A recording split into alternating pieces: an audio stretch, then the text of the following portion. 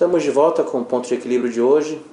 Infelizmente é o último bloco, porque a conversa está bastante interessante. Esse é um tema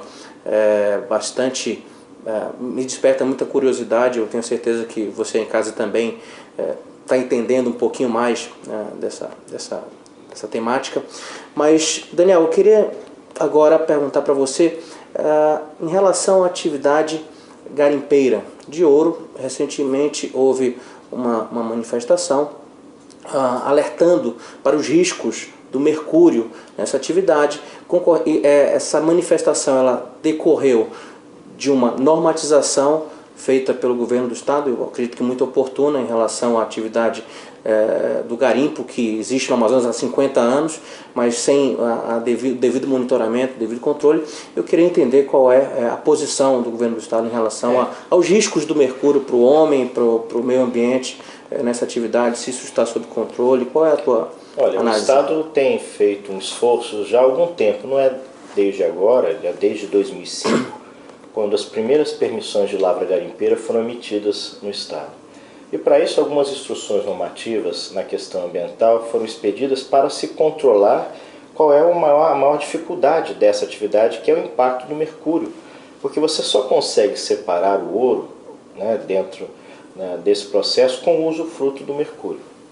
Então, manejar o mercúrio requer algumas condições que não exponham o trabalhador. E o que se fez é estabelecer quais as condições para que aquele trabalho aconteça com a proteção do trabalhador, que é o garimpeiro, e de que forma nós também podemos proteger a natureza, porque o mau manejo dessa atividade pode levar a acarretar os impactos do mercúrio nos rios e na cadeia de alimentos que se estabelece nos rios. E a resolução ela orienta as melhores práticas, ela qualifica. Isso. Ela buscou, na experiência dos grandes órgãos que regulamentam isso, desde os fiscais na questão ambiental do setor mineral, ela juntou esses expertises para que a gente possa ali ordenar a atividade. De que forma estabelece? Então estabelece a prática obrigatória do cadinho, a relação da sinalização. Cadinho, que ele é aquele instrumento de... É um equipamento muito parecido com uma panela de pressão. Para separar que separa dentro de um circuito fechado, e você recupera quase que 100% do mercúrio que é utilizado. Então o mercúrio já não vai mais para a atmosfera da forma como ele era feito, ele era queimado, a pessoa respirava aquele vapor que vinha do mercúrio e muitas das vezes estava ali exposto a todas as mazelas dessa relação. Presumo que agora, a partir dessa iniciativa os resíduos decorrentes da atividade também serão descartados de forma apropriada. É o que nós fizemos dentro de uma vistoria recente que tivemos lá em Humaitá. Exatamente, nós temos que ter exatamente isso. E a prática da resolução trouxe saber qual é a origem do mercúrio. Então a prática diz que a cooperativa tem que estabelecer ali uma nota fiscal de compra do mercúrio. Estabelecer ali o controle do rejeito. Então é obrigação tanto da balsa quanto da cooperativa de levar aquele rejeito, aquilo que foi lavrado, para um material em terra firme, um depósito que possua isso. Ter o controle econômico, social e o controle da produção, porque nós não temos mais evasão de divisas, o Estado todo ganha. Então foi uma aprovação ousada, importante, de vanguarda da própria Secretaria de Meio Ambiente. Discutida, imagino, com vários atores. Discutido com o Conselho de Meio Ambiente, é um conselho amplo, aberto, as reuniões são abertas. E foi aprovado, não foi por unanimidade, porque sempre existem contrastes, mas foram respeitados esses contrastes e o mais importante, a semelhança como foi destituído a relação de preconceito. Por quê? Porque se você vai visitar aquele morador que passa 6 meses do ano trabalhando na agricultura ou no extrativismo, ele, quando o rio baixa, ele vai para o meio do rio estabelecer um novo processo produtivo, que é produzir o ouro. E para a produção do ouro ele não consegue hoje, com a tecnologia que nós dispomos, não deixar de utilizar o mercúrio. Então, estabelecer regras para o mercúrio zero é possível, desde que a ciência nos coloque equipamentos que nos permitam reduzir, separar o ouro dos demais elementos dentro desse processo produtivo. A mesma coisa são as unidades de conservação e as unidades de mineração em áreas indígenas. Eu sou amplamente... Essa seria inclusive a minha próxima pergunta.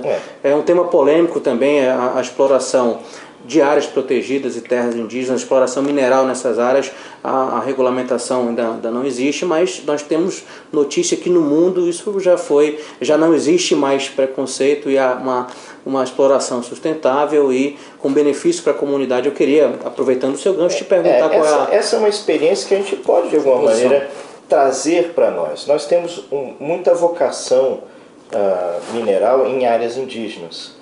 Então, essa sobreposição, os artigos 231 e o artigo 176 da Constituição Federal diz que mineração em área indígena é possível. É legal. Só que você precisa regulamentar. O Congresso Nacional não regulamentou. Então, essa não regulamentação leva à evasão de divisas, por exemplo, do Brasil com a Colômbia. Hoje, o ouro produzido no Rio Içana por indígenas, ele é vendido na Colômbia porque eles podem ali legalizar. Isso foi dito junto com o procurador da República numa audiência pública em São Gabriel da Cachoeira pelas comunidades indígenas. O Yanomami, a contabilidade vai para a divisa da Colômbia. Exatamente. O amazonense Yanomami, né, ele falou assim, olha, eu sou contra a mineração, mas eu quero que o Estado me ajude, né, a trabalhar a exploração mineral na minha terra, porque eu sei que isso gera riquezas para as minhas comunidades. Então, se ele não é contrário à relação da mineração, o que ele é? Nós precisamos regulamentar. O Estado precisa mostrar como pode ser. E essa relação também passa pelo preconceito dos investimentos externos. Você falou da questão do Canadá, né? Hoje as multinacionais elas investem na Amazônia através do polo industrial do Amazonas. Você tem investimentos do mundo todo, né? A relação de investimentos ela é importante. O capital estrangeiro é sempre muito bem-vindo. Não é um capital especulante, é um capital de risco. Os estrangeiros talvez tenham mais experiência em investir no risco, porque nem sempre você encontra uma jazida, nem sempre você encontra, né, uma reserva de petróleo. Às vezes você encontra gás, às vezes você encontra o petróleo. Então, se você encontra petróleo, você tem muito mais capacidade de atrair investimentos do que quem só encontra gás. Por quê? Porque você tem um mercado que baliza essas questões. A mesma coisa eu vejo... Só mais um minutinho. Pois não. Quero aproveitar esse minutinho para perguntar, dentro do espectro dessa exploração alternativa, o caulim. O caulim é um exemplo claro onde a indústria cerâmica está atraindo capital chinês. Normalmente o capital chinês ele atrai o mercado, o recurso mineral e leva quase que in natura para comercializar e industrializar lá. Nós estamos trazendo dentro do arranjo produtivo eles como capital de investimento de risco na lavra, no porto, no mineroduto, mas estamos também trazendo a indústria onde eles são muito ricos na cultura do porcelanato, na relação de cerâmica branca, estamos trazendo essa indústria.